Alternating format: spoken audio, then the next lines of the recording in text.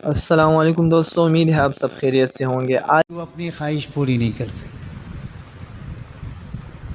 تو ایک طرح سے حیوانیت کو کمزور کرنے کا مہینہ ہے رمضان، اور روحانیت کو طاقتور کرنے کا مہینہ ہے رمضان۔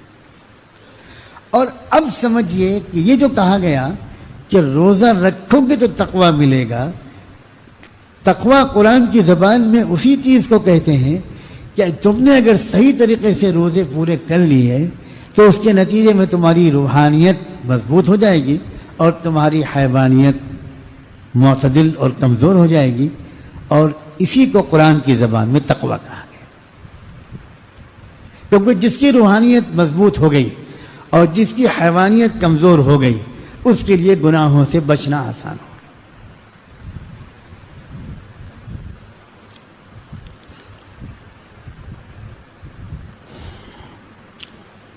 سچی بات یہ ہے کہ روزے کی یہ جو تاثیر ہے یہ صرف رمضان کے روزوں کی نہیں ہے۔ اصل میں جن لوگوں کو اپنی حیوانیت کمزور کرنی ہے اور جن کو اپنی روحانیت مضبوط کرنی ہے، جو گناہ چھوڑنا چاہتے ہیں، ان کو سال میں ہر مہینے میں کچھ نفلی روزے ضرور رکھنے چاہیے۔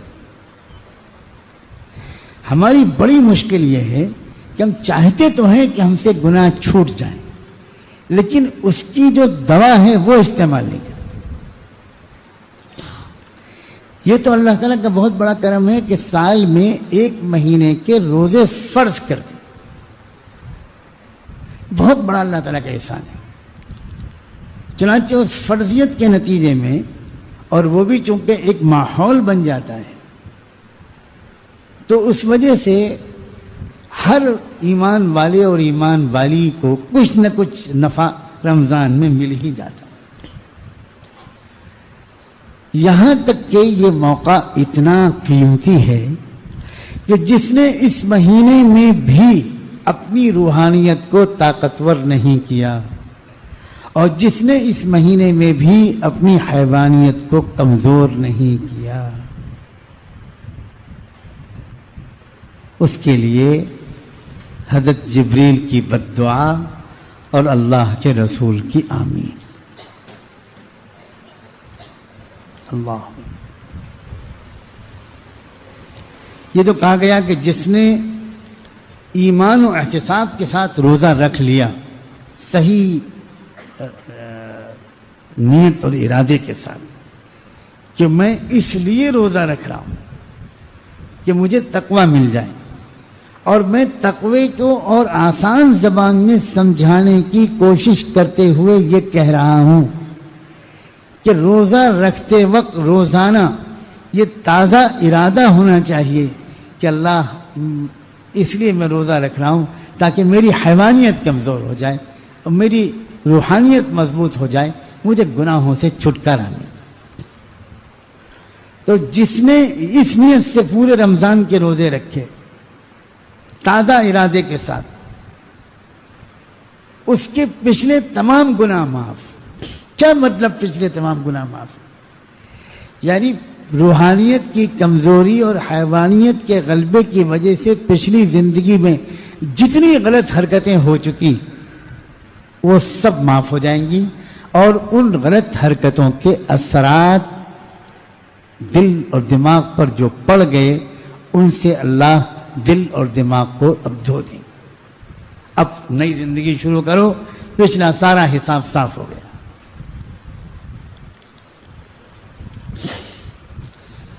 امام ربانی حضرت مجدد الفسانی رحمۃ اللہ علیہ نے اپنے ایک مکتوب میں لکھا کہ اس مہینے کو قرآن مجید کے ساتھ بہت خاص مناسبت ہے، اور اسی مناسبت کی وجہ سے قرآن مجید اسی مہینے میں اتارا گیا۔ یہ مہینہ ہر قسم کی خیر و برکت کا جامع ہے۔ آدمی کو سال بھر میں مجموعی طور پر جتنی برکتیں حاصل ہوتی ہیں وہ مہینے کے سامنے اس طرح ہیں، وہ رمضان کے سامنے اس طرح ہیں جس طرح سمندر کے سامنے قطرہ۔ فرمایا اس مہینے میں جمعیت باطنی یعنی اندرونی یکسوئی کو حاصل کرنا پورے سال جمعیت باطنی کے لیے کافی ہوتا ہے، اور اس میں انتشار اور پریشان خاطری جس نے اس مہینے کو بھی منتشر مزاجی کے ساتھ گزارا، بقیہ تمام دنوں بلکہ پورے سال کو وہ پریشان خاطری اس کے اوپر مسلط رہتی۔ لکھا قابل مبارکباد ہیں وہ لوگ جن سے یہ مہینہ راضی ہو کر گیا، اور ناکام اور بدنصیب ہیں وہ لوگ جو اس کو یعنی مہینے کو ناراض کر کے ہر قسم کے خیر و برکت سے محروم ہو گئے۔ آگے لکھتے ہیں کہ اگر اس مہینے میں کسی آدمی کو اعمال صالحہ کی توفیق مل جائے تو پورے سال یہ توفیق اس کے شامل حال رہے گی، اور یہ مہینہ بے دلی، فکر و تردد اور انتشار کے ساتھ گزرے تو پورا سال اسی حال میں گزرنے کا اندیشہ ہے۔ یہ بہت اہم بات ہے۔ جو چند لوگ اس بات کو سمجھتے ہیں، اب تو پوری دنیا میں انگلی پر گنے جانے والے ایسے لوگ رہ گئے، بس وہ کچھ بھی ہو جائے وہ پورے مہینے ساری دنیا کے تمام جھمیلوں، مشغلوں، کاروباری مصیبتوں، ہر چیز سے بالکل ہٹ کٹ کر کہیں جا کر کونے میں پڑ جاتے، اور اس مہینے کو ایسا گزار لیتے ہیں کہ تنہائی کے اعمال دن رات میں کثرت سے بس پورے مہینے یکسو ہو کر اللہ سے یہی مانگتے رہتے ہیں کہ بس اللہ یہ مہینہ گزرنے سے پہلے میری روحانیت طاقتور کر دیجئے، میری حیوانیت کو کمزور کر دیجئے، تو پھر پورے سال سکون سے گزر جاتا ہے۔ یہ عجیب تاثیر ہے رمضان میں۔ کیا ہم میں سے اکثر لوگ رمضان کے موقع کو ضائع نہیں کرتے؟ اور ایسا بہلاتا ہے شیطان کہ دیکھو اس وقت تو مسئلہ یہ ہے، سیزن کا وقت ہے، کاروبار ہے، بچے بیمار ہے، شادی ہے، فلاں ہے، ڈھماک ہے، عید کی تیاری کرنی ہے، انشاءاللہ عید کے بعد اطمینان سے وقت نکال کر انشاءاللہ ہم اپنی اصلاح کریں۔ اگر کسان کو کبھی آپ نے ایسا سوچتے ہوئے دیکھا ہے کہ یہ جوتنے کا موسم ہے، بیج ڈالنے کا موسم ہے، کھاد دینے کا موسم ہے، سچائی کا موسم ہے، لیکن اس وقت تو ذرا میں مشغول ہوں، ابھی تو میں ذرا اپنے اور کام دیکھ لیتا ہوں، خاندان میں کئی شادیاں ہیں ان کو بھی دیکھنا ہے، اس کے بعد انشاءاللہ جب مجھے فرصت ملے گی تب میں بیج بھی ڈالوں گا، کھاد بھی دوں گا، سچائی بھی کروں گا، کھیت بھی جوتوں گا، سب کچھ کروں گا۔ کسی کسان کو آپ نے ایسا دیکھا ہے؟ وہ سمجھتا ہے کہ یہ جو کھیت میں جو کچھ بھی مجھے کام کرنا ہے اس کا ایک خاص موسم ہے، اس کے نکلنے کے بعد میں اگر 24 گھنٹے میں سے 18 گھنٹے بھی کھیت میں کام کروں تب بھی کوئی فائدہ نہیں۔ اللہ کے واسطے اس بات کو سمجھیں کہ رمضان کا مہینہ دلوں کی کھیتی کا مہینہ، یہ نکلا ہاتھ سے پھر گیا، کوئی بھی بدل نہیں ہے۔ اللہ تعالیٰ مجھے بھی اور آپ کو بھی توفیق دے کہ بہت ہی یکسوئی کے ساتھ، بڑی بلند ہمتی کے ساتھ رمضان کے اصل کام میں لگ جائیں۔ حدیث میں آتا ہے کہ ابن آدم کا ہر عمل کئی گنا بڑھا دیا جاتا ہے، اور نیکی 10 گنا سے لے کر 700 گنا تک بڑھا دی جاتی ہے، اور روزہ اس سے مستثنا ہے۔ اللہ کہتے ہیں کہ روزے کا کوئی ثواب میں فکس نہیں کروں گا، اس لیے کہ وہ میرے لیے ہے، میں تو اچانک اپنے بندے کو اس کا وہ ثواب دوں گا جو میں ابھی کسی کو نہیں بتاؤں۔ آج کل کا فیشن ہے سرپرائز گفٹ۔ اللہ میاں بھی بہت ترقی یافتہ ہے، اللہ میاں بھی زمانے کے ساتھ چلنا جانتے ہیں۔ ٹھیک ہے، اللہ میاں کہتے ہیں میں بھی تم کو سرپرائز دوں گا، تم ہی بہت ماڈرن ہو، ایسا سرپرائز دوں گا کہ حیران رہ جاؤ۔ اجزی بھی، واہ واہ واہ واہ واہ، بتاؤں گا نہیں، اللہ میاں بتا دیجئے کہ کیا دوں گا. نا بتاؤں گا نہیں. گھر میں بچوں میں کمپٹیشن ہوتا ہے, چھپاتے ہیں سب ایک دوسرے سے. اپنی امی کو کوئی گفٹ دینا ہے ان کو تو چھپا کے دیتے ہیں, اچانک دیتے ہیں. اللہ تعالیٰ بھی اپنے بندوں کو اچانک خوشی دے گا. اور اسی حدیث کو دوسری طرح بھی پڑھا گیا, انا اجزی بھی کے بجائے انا اجزا بھی. اللہ اکبر. اللہ تعالیٰ فرماتے ہیں کہ اگر یہ حدیث کو اس طرح پڑھا جائے تو اس کا مطلب یہ ہوگا کہ بدلہ دوں گا روزے کے بدلے. نہ روزے کے بدلے میں اپنے آپ کو خود بندے کے حوالے. بندہ میں تیرا ہو گیا, جو چاہے لے. جیسے کسی بادشاہ نے خوش ہو کر کسی موقع پر اپنے درباریوں میں یہ اعلان کیا کہ آج جو غلام, جو باندی, جو درباری تخت میرے دربار کی کسی بھی چیز پر ہاتھ رکھ دے گا وہ چیز اس کی ہو جائے گی. کوئی لوگ دوڑ پڑے, لپک پڑے. کسی نے تخت پہ ہاتھ رکھا, اور کسی نے بادشاہ کے تاج پہ ہاتھ رکھا, اور کسی نے بادشاہ کے کنگن پہ ہاتھ رکھا, اور کسی نے تلوار پہ ہاتھ رکھا. ایک باندھی چپ چاپ پیچھے کھڑی رہی, وہ آگے نہیں بڑھی. بادشاہ کی نظر پڑی تو بادشاہ نے کہا بھائی تم نے کسی چیز کو نہیں ہاتھ رکھا, میں نے تو سب کے لیے اعلان کیا ہے. تو وہ باندھی سر جھکائے آگے بڑھی اور قریب آ کر بادشاہ سلامت کے قدموں پر ہاتھ رکھتے. بادشاہ نے کہا یہ کیا؟ کہا آپ ہی نے تو فرمایا کہ جس چیز پر ہاتھ رکھو گے وہ اس کا ہو جائے گی, وہ چیز اس کی ہو جائے گی. اب بادشاہ سلامت میں نے تو آپ کے قدموں پر ہاتھ رکھ دیا. بادشاہ نے کہا میں اپنی بات کا پکا ہوں, آج سے میں تمہارا. اللہ اکبر. اب ظاہر ہے کہ جس بادشاہ جس کا ہو گیا, فوج بھی اس کی, ملک بھی اس کا, ٹھاٹ بھی اس کے, باٹ بھی اس کے, محل بھی اس کا, زیورات بھی اس کے, تاج بھی اس کے, حکومت بھی اس کی, اقتدار بھی اس کا, سب کچھ اس کا. تو جس بندے اور بندی کا اللہ خود ہو گیا, کیا بچا اس کے لیے بھی.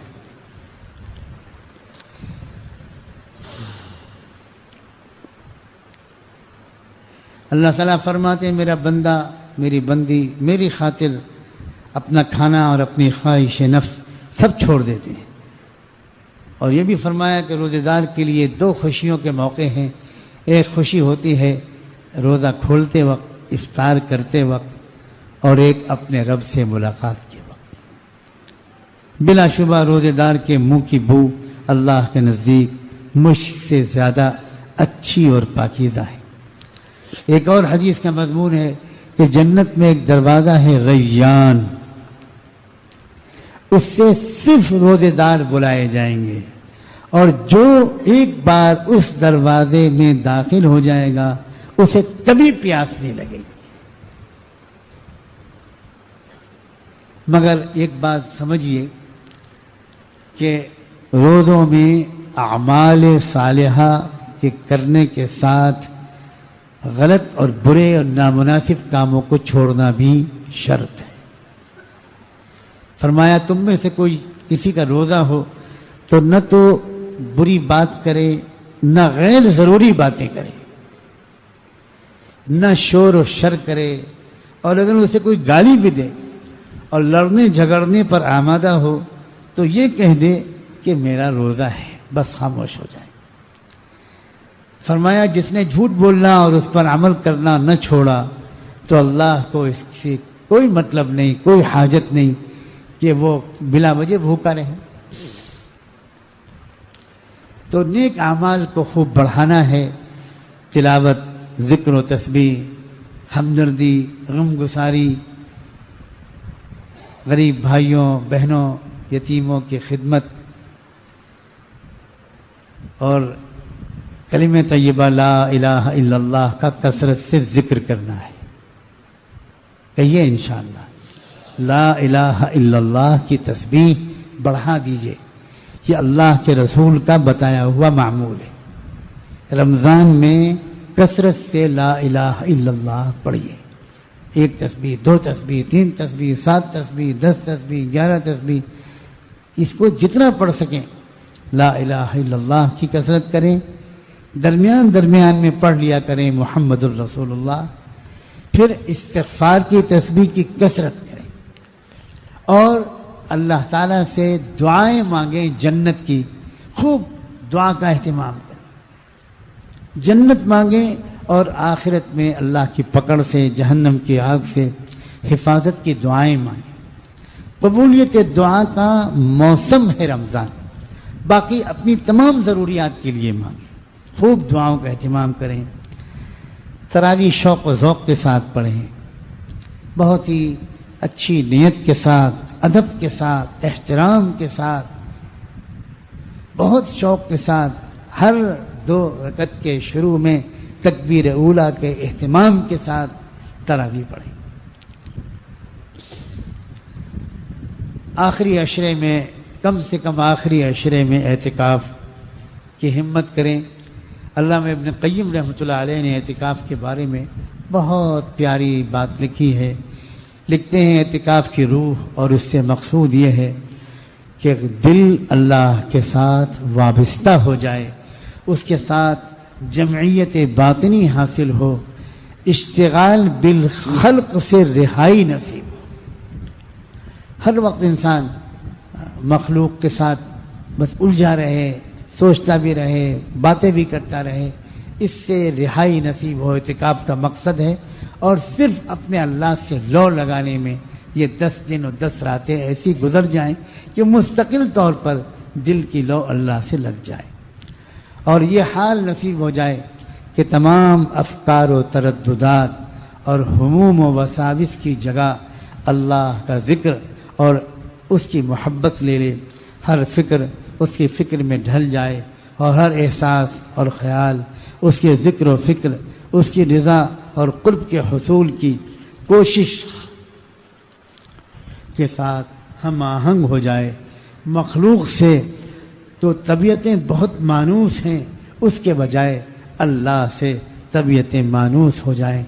اور ابن قیم نے آخری جملہ یہ لکھا کہ قبر کی وحشت میں جب کوئی اس کا غم خار نہ ہوگا، یہ اللہ سے مانوس ہو جانا یہ قبر میں کام آئے گا، یہ اس کا زاد سفر بنے گا۔ یہ ہے اعتکاف کا مقصد۔ عورتوں کے لیے بھی اعتکاف کی شکل اللہ نے رکھی ہے کہ گھر کے ہی کسی کمرے میں اپنے آپ کو بالکل قید کر لیں اور بس اسی کمرے میں رہ کر ذکر و عبادت میں اور تلاوت میں، نماز میں مصروف رہیں۔ حضور اکرم صلی اللہ علیہ وآلہ وسلم کی وفات کے بعد حضور کی پاک بیویوں نے ہر سال رمضان میں اعتکاف کی سنت کو زندہ رکھا۔ ازواج مطہرات نے تا زندگی اکثر و بیشتر جب تک ان میں سے جو بھی حیات رہیں وہ اپنے اپنے حجرے میں اعتکاف کرتی رہیں، اور پھر آخری عشرے میں ایک بہت قیمتی رات آتی ہے شب قدر، زیادہ تر امکان اس کا آخری عشرے میں ہوتا ہے، اور اس میں بھی آخری 7 راتوں میں زیادہ امکان بتایا گیا، اور ان میں بھی طاق راتوں میں اور زیادہ امکان بتایا گیا۔ تو آخری عشرے کی راتوں میں زیادہ جاگنا، زیادہ رونا دھونا، اللہ سے معافی مانگنا اور اپنی دنیاوی ضروریات بھی مانگنا اور تقوی اور مغفرت مانگنا، یہ گویا بہت قیمتی موقع آنے والا ہے۔ اللہ نے آج رمضان سے چند دن پہلے یہ ملاقات کروا دی، یہ مذاکرہ کروا دیا۔ اللہ تعالیٰ کہنے والے کو بھی اور تمام سننے والوں اور سننے والیوں کو یہ رمضان، یہ زندگی کا بہترین رمضان کے طور پر گزارنے کی توفیق دے دے۔